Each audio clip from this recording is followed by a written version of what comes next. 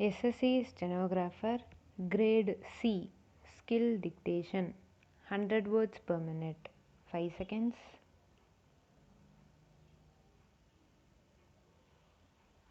Comments.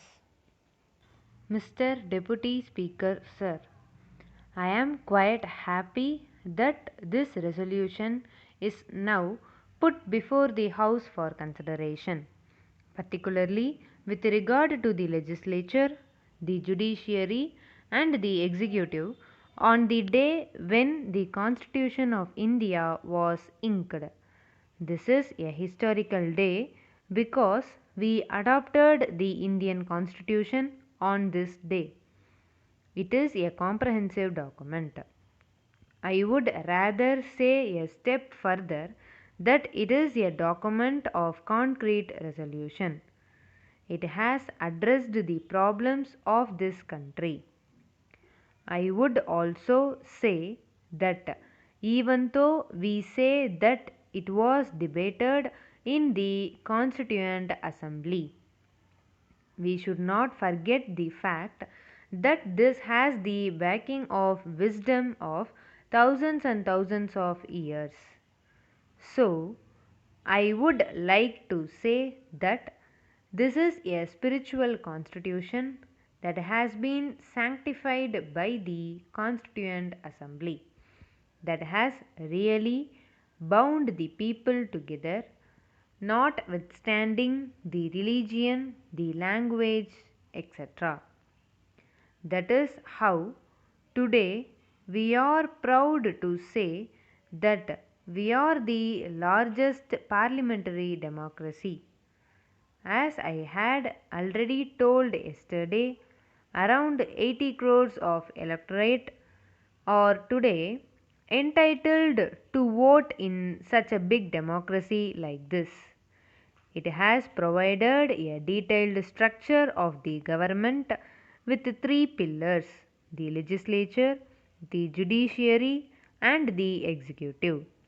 It recognizes these three pillars of the Democratic Republic of India. The Constitution itself has clearly assigned specific roles of these three pillars.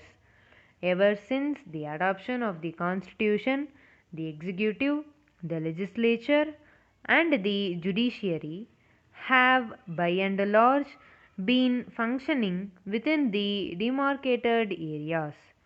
This is the major achievement of our democracy. We live on this democratic system. The division of power between these three wings of the state has specifically been provided, and they need to operate in their respective spheres. The doctrine of separation of power has received judicial recognition at various stages. The court further observed that it is through each of these three organs that the sovereign will of the power has to operate and manifest itself, not only through one of them. We need to be conscious of this kind of separation of power. That is the essence of Constitution. We are going to stabilize this process. We are going to sustain this process for many years to come. This could contain the aspirations of the people belonging to all the strata of the society. They have a solution there. That solution will have to be provided, and those solutions will have to be nurtured by all the three pillars of democracy. It is a time tested document. It is a document which remains and will continue to remain sacrosanct.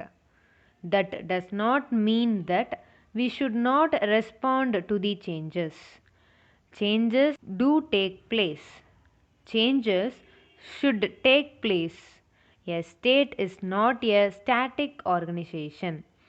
We need to respond to the changes. Somewhere Dr. Ambedkar did say that if you do not make a change And if the constitution and various wings of the government and the state do not respond to the aspirations of the people, it will become a volcano and explode itself. This is the caution which needs to be taken by the legislature, by the judiciary, and also by the executive. Sir, I think the parliament and the legislature can better understand social reforms and the social fabric of the society than anyone else because we represent the people.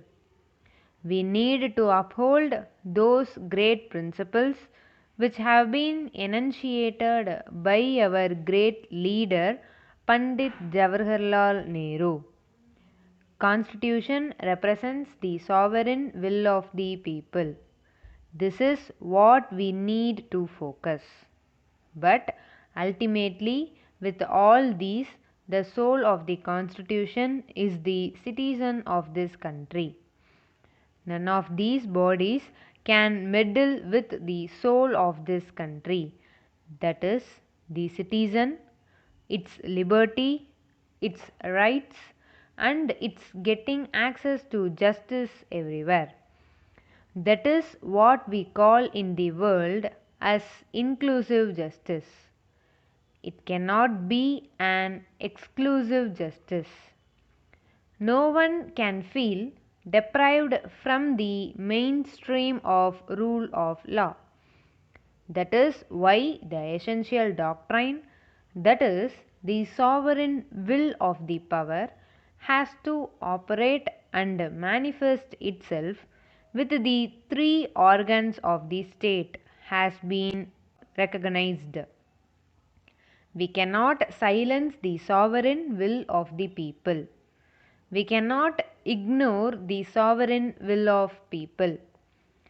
None of these three bodies should interfere with that kind of a sovereign will that needs to be asserted and reasserted again and again in the democratic society of India.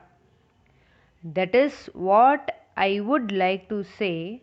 Honorable members have raised a number of issues.